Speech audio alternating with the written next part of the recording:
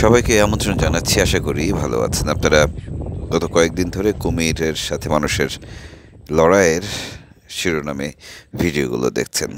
আসলেই লড়াইগুলো কেমন হয়, বাস্তব চিত্র সেই মানুষগুলোই দেখেছেন যারা এগুলোর প্রত্যক্ষদর্শী। আমরা আজকে একটু স্মরণ করব সেই সুব্রতর সাথে কুমিরের লড়াই, কি করে কুমির সুব্রতকে নিয়ে গেল, বাঁচানোর চেষ্টা করেও ব্যর্থ হয়ে তারপর মরদেহ নিয়ে ফিরলেন তার সহযাত্রীরা। সেই গল্প শুনবো প্রত্যক্ষদর্শীদের কাছে।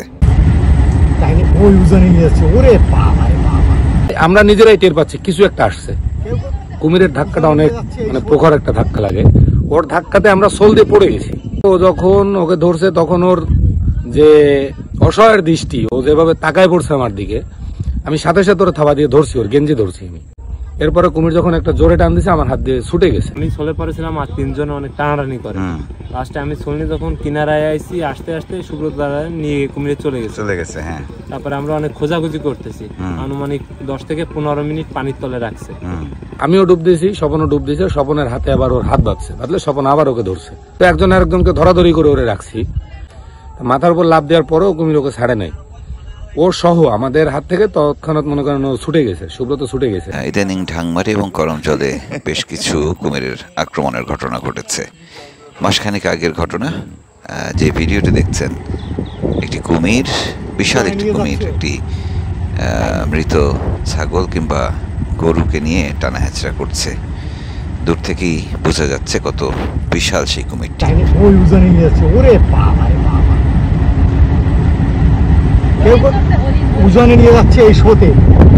মাসখানেক আগে আমাদের বেলায়েত সর্দারের ক্যামেরায় ধরা পড়েছিল এই কুমিরটি। শুনেছি এই অঞ্চলে যে কটি কুমিরের আক্রমণের ঘটনা ঘটেছে সেটি নাকি এই একটি কুমিরেরই কাজ। যদিও এটি প্রমাণিত নয়, তবে সেখানকার মানুষেরা তাই বলেন। সবশেষ যার শিকার হয়েছেন ঢাংমারির সুব্রত মণ্ডল। রাখার পরে আমরা খুঁজে পাচ্ছি না, তখন আমরা কিছু তো সামনে আগায় গেছি যে জোয়ার বেলা যদি উপরের দিকে নিয়ে যায়। তারপরে কিছু তো যাওয়ার পরে আবার পিছনে ফিরে দেখি সুব্রতকে নিয়ে মুখে নিয়ে কুমির ভাসছে, নদীর মাঝখানে ভেসে উঠছে। তখন আমরা চিল্লাপাল্লা করে উঠছি। তারপরে আমাদের কাছে একটা বাটন ফোন ছিল, সেটা দিয়ে আমরা ফোন দিয়ে তার চাচাকে জানাই বিষয়টা। তারপরে গ্রাম থেকে তার ভাইরা আছে, আত্মীয় স্বজন আছে, সবাই যে মানে খোঁজাখুঁজি করে, তারপরে পায় না। রাত 10টা সাড়ে 10টার দিকে আরে টাকিমারি খালের নিচে ওখানে পাওয়া যায়। আচ্ছা, ওই তোমাকে যে কুমিরটা ধরছিল, সেটা কি একই কুমির? হ্যাঁ, সেম কাহিনী, মানে একই কুমিরের, কি বড় জাতের কুমির এটা, মানে বড়টা প্রায় 10-15 হাত লম্বা হবে। আচ্ছা আচ্ছা আচ্ছা, মানে এক কুমির নাও হতে পারে, কিন্তু সেম সাইজের। মানে গত বছর যে মোশাররফ ভাইরে যে মারলো কুমির, ওই একই জায়গার কুমির। ওটা কি একই কুমির? মুখ সাদা কুমির। নয়ন রে যেটা ধরছিল ওটা জানা যায়নি। না, কি অবস্থা! তো এখন তো কি আবার কবে যাবা জঙ্গলে তুমি? আমাদের মানে ভয়ে ভিতর কাজ করতেছে, এখনো না যাওয়ার চিন্তা ভাবনাই বেশি। না যেয়ে যদি পারা যায়, তাই না? ঠিক আছে, ঠিক আছে, যাও তাহলে, সাবধানে থাকো। সাবধানে, তোমাদের হাতের উপর দিয়ে গেল লোকটা, না? তোমরা যে কেউ পড়তে পারতো ওই কুমির এরিয়াতে। এই খালেও তো একটু আগে একটা কুমির দেখলাম দূর থেকে। হ্যাঁ, এখানেও আসে কুমির, আসে। ঠিক আছে, ঠিক আছে, যাও তাহলে, যাও, সাবধানে থাকো। হ্যাঁ, সাবধানে থাকো।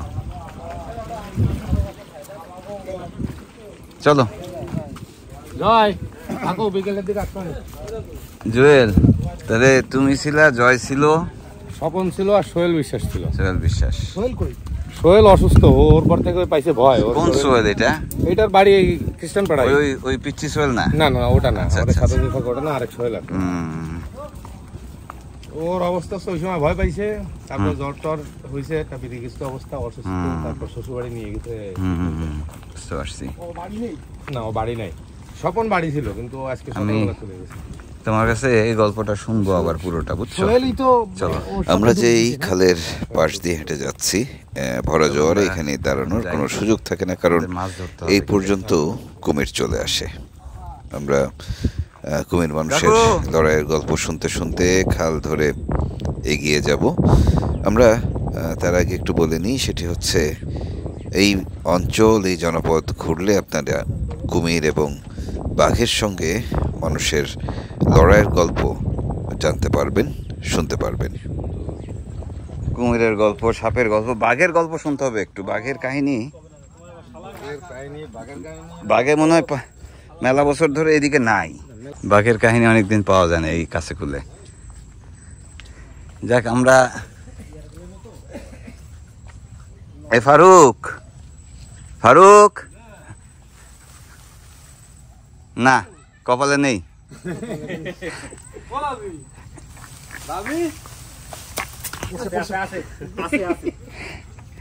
দেখি দেখি দেখি, পোকা পোকা পোকা পোকা। ওটা ফারুকের, ফারুক। এই মাথায় কি ফেলবা নাকি? চলেন ভাই, চলেন। 3বার ডাক দিছি। তেঁতুলে কি 12 মাসে গাছ নাকি? তেঁতুলে তেঁতুলের সিজন আসছে। তো সব গাছ গাছালি সব আপনার? হ্যাঁ, সব আমাদের। আচ্ছা থাক, আর আর আর আর না, কাঁচা আমাদের রান্নায় যদি লাগে তো নিয়েন আর কি। হ্যাঁ, কচুরমুখী তেঁতুল দিয়ে ভালো লাগবে ভাই, কাঁচা তেঁতুল, বুঝছেন?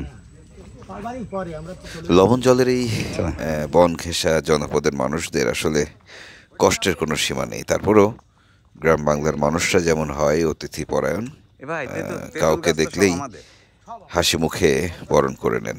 এখানকার পরিস্থিতিও সেরকমই। বাড়িতে কেউ আছে? 3বার ডাকবো, না হলে কিন্তু বাড়ি নিয়ে যাবো। বাড়িতে কেউ নেই? 3বার না 6বার ডাকছি ফারুক। এখন তো তেঁতুল আমাদের নাকি? 6বার কি ভাই? বাড়ি আর তেঁতুল গাছ দুটোটাই। হ্যাঁ হ্যাঁ, এই তো তেঁতুল পাওয়া গেছে ভাই, আর লাগবে না মনে হয়। কোনটা স্বাদের তেঁতুল সেটা বুঝতেই হবে। ওরে বাবা, এখন টেস্ট করে নিবে আর কি, কোন গাছের তেঁতুল স্বাদ। এটা রাখো। ওরে মারো আমার গালে।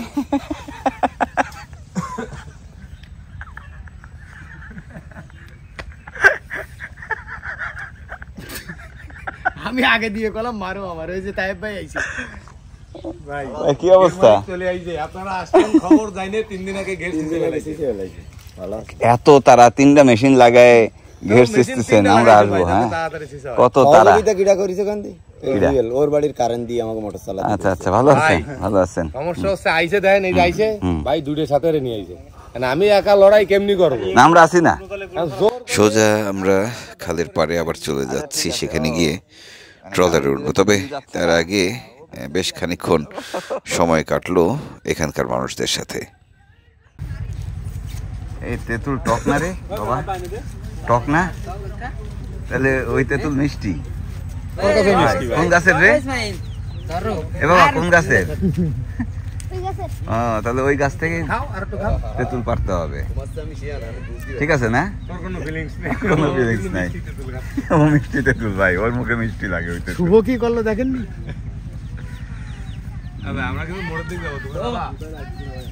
চলেন চলেন চলেন। পুরো জোয়ারের জন্য আমরা অপেক্ষা করছিলাম। যতটুকু মনে হয় পানি চলে এসছে বড় খালে, আমরা গোলবাগানের মধ্য দিয়ে আবারও চলে যাচ্ছি খালের পাড়ে। এখন কি জোয়ার হচ্ছে মনে হয় নাকি? জোয়ার হয়ে গেছে, পুরা জোয়ার হয়ে গেছে। ঠিক আছে, এখন এই কুমির যদি এই কুল পর্যন্ত এসে পানির তলে ডুবে থাকে, হ্যাঁ, উঠে পড়েন, উঠে পড়েন। দেখেন দেখেন দেখেন, ও মিষ্টি খালিও দিতে লাগবে। মরার আগে মানুষ এই গন্ধগুলো পায়। সিঁড়ি লাগবে না, সিঁড়ি লাগবে না। টান বোট টান দেন, ভাইয়া দেন। আমরা এসে কিন্তু মাছ ধরবো, আসার আগে মাছ ধরেন না। সিসে রাখেন, এসে একসাথে ধরে ফেলবো নি। আমাদের ট্রলারটি অনেক দিন পর বের করা হয়েছে, মানে বেলায়েত ভাইয়ের ট্রলার যেটি, সেটি নিয়ে আমরা বের হয়েছি। একটু লক্কর ঝক্কর অবস্থা। এখানে আমাদের সর্দারের ট্রলারটি হুট করেই স্টার্ট নিচ্ছে না, যথারীতি আবারও ভাসিয়ে দেওয়া হলো। যেহেতু পানির স্রোতে আমরা বেশ খানিকটা এগিয়ে গেছি, বাকিটা পথ আমরা ইঞ্জিন চালিয়ে যাব, তবে তার আগে নোঙর তুলতে হবে। এক মহিলাকে কুমিরে ধরলো না? এই যে একটু সামনে জয়রে ধরছিল এখান থেকে, কুমিরে ধরছে ওই মহিলার ধরছিল ওই পাশ থেকে। হ্যাঁ, সেদিকে যাচ্ছি আমরা। এই কাকু, আমাদের খুব জরুরি কোনো কাজ নেই, আমরা পাশের একটি ছোট্ট দোকান আছে, সেই দোকানের দিকে যাচ্ছি। সেখানে গিয়ে অনেক চেনা জানাদের সঙ্গে দেখা করব। তবে জোয়ারের সময় যেহেতু কুমিরগুলো বড় নদী থেকে খালে ঢুকে পড়ে, আমাদের সতর্ক থাকতে হবে। সুন্দরবনের সব কিছুই এখানে আছে। হরিণের ডাক শুনি মাঝে মাঝেই, বন্য শূকরদের দেখা যায়, গোলবনের ভেতর দিয়ে বানর লাফঝাপ দেয়, সেগুলো দেখি। কখনো কখনো বার্কিং ডিয়ার বা মায়া হরিণের ডাকও শুনতে পাই এখান থেকে। যাই হোক, আমরা ট্রলারেই থাকছি, এখানেই খাওয়া দাওয়া হবে দুপুরের জন্য। আমাদের এবাদুল কাকু হাঁস প্রস্তুত করছেন, অবশ্য রান্না করবেন আমাদের বেলায়েত সর্দার। গত 2 বছর ধরে কুমিরের ভয়ঙ্কর আক্রমণের ঘটনা ঘটছে, যে কারণে এই অঞ্চলে জেলেদের অহরহ এই খালে নামা হয় না। যদিও একটা সময় দেখতাম যে ঢাংমারি খাল 24 ঘন্টায় মানুষের যাওয়া আসা ছিল, কিন্তু এখন মানুষ ভয়ে এদিকে যাচ্ছে না সাধারণত। তবে মানুষ অবশ্যই যাওয়া আসা করে, আগের চেয়ে অনেক কম। এদিকের মানুষেরা তাদের পোষা ছাগল এবং ভেড়াগুলো ধীরে ধীরে বিক্রি করে দিচ্ছেন। কুকুরগুলোকেও সাবধানে রাখা হচ্ছে, কারণ খালের পাড়ে আসলে প্রতিদিনই কোনো না কোনো ঘরের ছাগল, ভেড়া কিংবা কুকুর টান দিয়ে নিয়ে যায় কুমিরে। গরুগুলোকে সাবধানে পালতে হয়, পুষতে হয়, সে কারণে দূর থেকে হলেও ঘাস নিয়ে আসেন এখানকার মানুষেরা।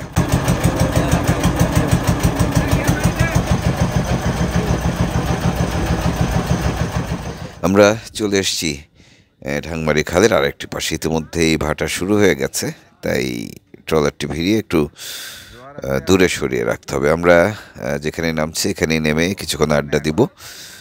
এখানকার বেশ কয়েকজন চেনা জানা মানুষ আছেন, যাদের সঙ্গে ক্যারাম খেলবো, আড্ডা দেব, তারপর আবার ফিরে যাব। আপাতত যাচ্ছি সেই চায়ের দোকানে।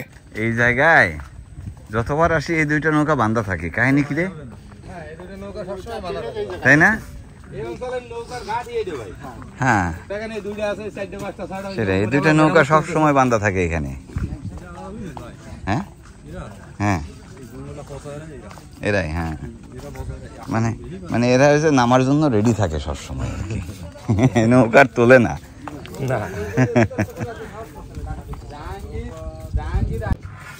বুঝছেন, গতবার সুব্রত আমার পার্টনার ছিল।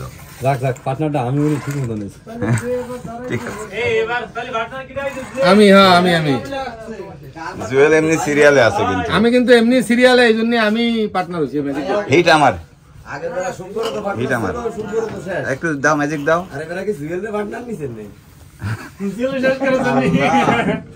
আপনারা নজর লাগান না। পার্টনার হওয়ার কারণে শেষ হইতা ওই ভাই, অসুবিধা তোমরা নেই। তো আসো উদ্ধার করার জন্য, সমস্যা কি? হ্যাঁ, হয়েছে হয়েছে, আর দিও না। একটু গরিক নিয়ে আসবো,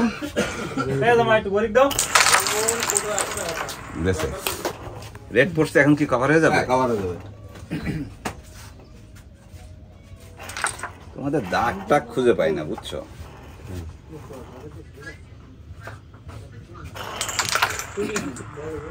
বাবা রে বাবা, কি খেলা রে, ক্লিয়ার হয়ে যাবে তো। আরে রাখেন, ক্লিয়ার তো করাই লাগবে।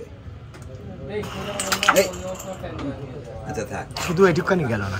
এখানকার কয়েকটি দোকান থেকে কিছু প্রয়োজনীয় জিনিসপত্র কিনলাম, কিন্তু দোকানগুলোর খুব করুণ অবস্থা, খুব বেশি কিছু পেলাম না। বিশেষ করে আমাদের একটি চা ছাঁকনির খুব দরকার ছিল, সেটি পাওয়া গেল না। আমরা রওনা দিতে যাব, ঠিক এই সময় দেখি ভ্যানে করে নাকি সাইকেলে করে একটি প্লাস্টিকের পণ্য বিক্রি করার দোকানদার যাচ্ছেন। তার কাছে পাওয়া গেল দারুণ সুন্দর প্লাস্টিকের চা ছাঁকনি। ও ভাই, তাহলে আমাদের কাকু যেই ছাঁকনিটা বানাইছে ওটা তুলে থাওয়া লাগবে। হ্যাঁ, আমরা ছাঁকনি পেয়ে গেছি।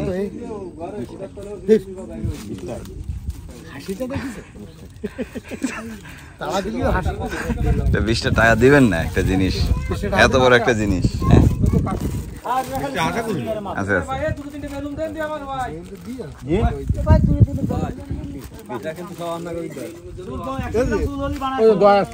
সব জিনিস আছে দেখি এখানে। হ্যাঁ সেই এই মাইকের ইয়ে কই, মাইক বাজে না? হ্যাঁ আপনার সংসারের নিত্য প্রয়োজনীয় মালামাল কিনুন, যেমন পাবেন শহর আলী ভাইয়ের প্রচারকারীতে প্লাস্টিকের কোন ভাই? শহর আলী, যেটা গলাকার।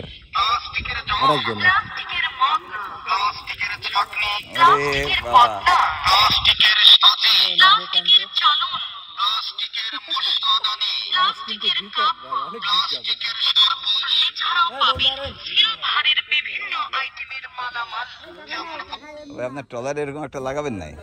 এইটা কত সময় আর ওর জন্য না, এমনি বিকেলে ভাই আমরা কিন্তু বিকেলে বাঁকা করব। শাকনালারে ফোন দিয়ে ডাকছেন? ওই যে আপনার শাক নিয়ে আসছে কাকু।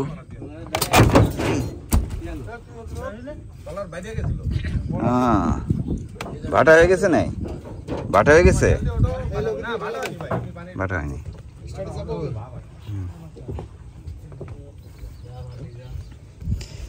কাকু কি রান্না বান্না শুরু করছে মনে হয় না?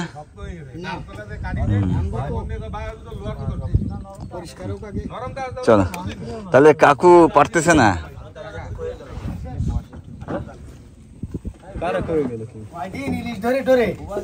আপনাকে ভাই কোনোদিন এই জায়গায় যেতে দেখিনি। এই টলারে যাইনি হ্যাঁ কাকু, ইলিশ ধরে ধরে হ্যাঁ, দুর্বল দুর্বল হয়ে গেছে। হয়ে গেছে। হ্যাঁ আপনারা আমি এই মেশিন চালাতে দেখিনি কখনো, এইবারে দেখতেছি। হ্যাঁ ঠেলায় পড়লে মানুষ কি কি করে। গুতোয় পড়লি সুসোয় নামাজ পড়ে।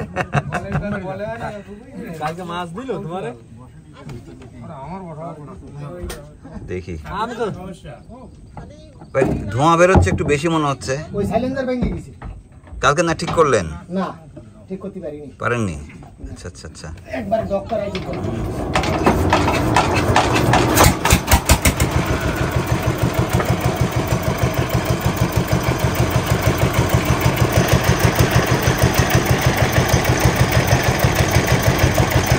আমরা বিদায় নেব এখান থেকে। আমাদের খুব দ্রুত এগিয়ে যেতে হবে। আমাদের আলম ভাইয়ের যে ঘের আছে সেটি শুকানো হচ্ছে, আমরা সেখানেই মাছ ধরতে যাব। আমরা বিদায় নিব আপাতত। আবারও সেই ঘাটে যাচ্ছি, সুব্রতর ঘাট যেটি, সেখানেই যাচ্ছি। তারপরে যেটি বলছিলাম যে মাছ ধরতে নামবো ঘেরে। বিদায় নিচ্ছি, কাল আবারও দেখা হবে। ভালো থাকবেন সবাই।